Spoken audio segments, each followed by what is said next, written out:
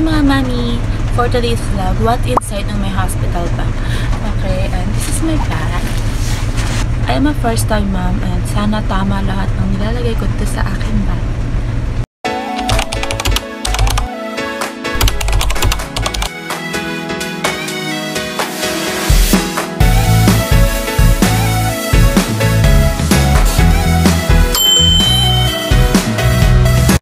So mga mi, ayusin natin ngayon yung hospital bag natin, yung baby hospital bag natin. And isa lang yung dadalhin natin kasi pag public hospital, bawal ka magpasok ng maraming gamit dun, girl.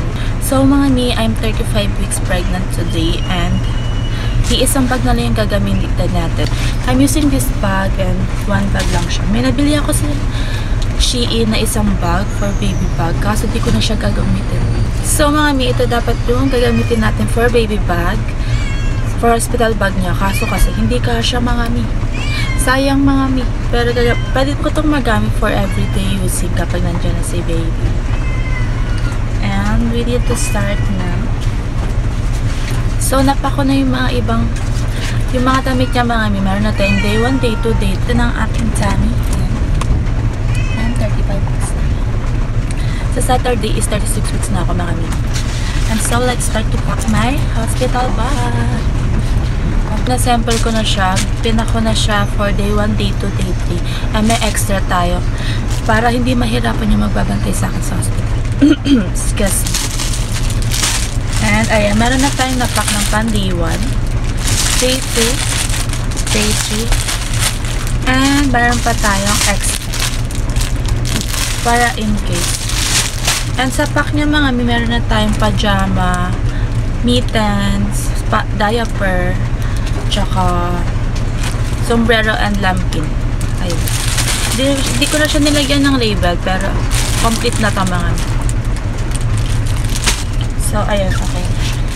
So ilalagay na natin yun.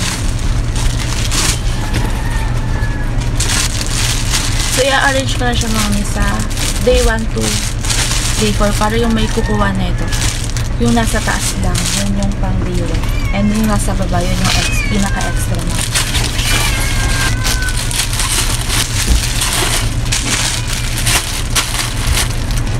Nagdala din ako ng extra diaper. 4. Ayun. 4 na extra diaper. Yung gamit ko palang diaper mga sis is ang Univar Newborn. So mga miso, dahil isahan na yung bag namin, ilalagay ko na rin to yung sa akin is yung sa may adult pants. And binigay lang to ng friend ko. Thank you for this. Di na ako nag-buy. Next naman mga sis is itong cotton balls. Kailangan din natin ito. Dahil first time ma'am tayo mga sis, tamang ano lang tayo dito. Aning sa aking sarili. Kung tama pa ba yun, nilalagay ko sa bag. Charot. Siyempre mga sis, nanghihintay ng advice sa mga, siyempre sa mga naging moms na rin kung ano yung dapat natin dalhin. Okay, next naman mga the wipes. Wipes na, yun nila. And for the baby essential naman mga rin. Ilalagay ko siya sa parang pouch na to and partner din yan. So meron tayong baby acne. Ayan. Pacifier in case.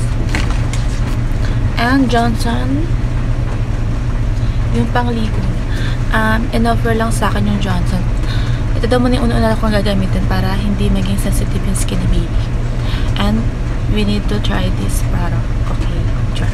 And maliit lang pala din nila ko mga sis kasi hindi naman tayo magtatagal sa hospital. Sana nga.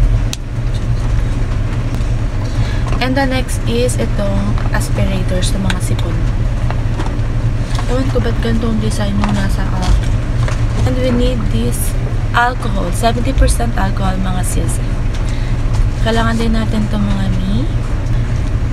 And extra medicine mga sis pag naubusan tayo ng dugo.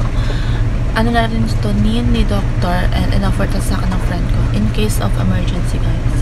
Nagdala rin ako ng extra receiving blanket mga mi. Nagdala ko ng extra receiving blanket kasi baka magkulang mga mi. So mga mi, yun lang yung gamit ni baby na kailangan. So next naman mga mi is yung akin naman for mother bag mga mi.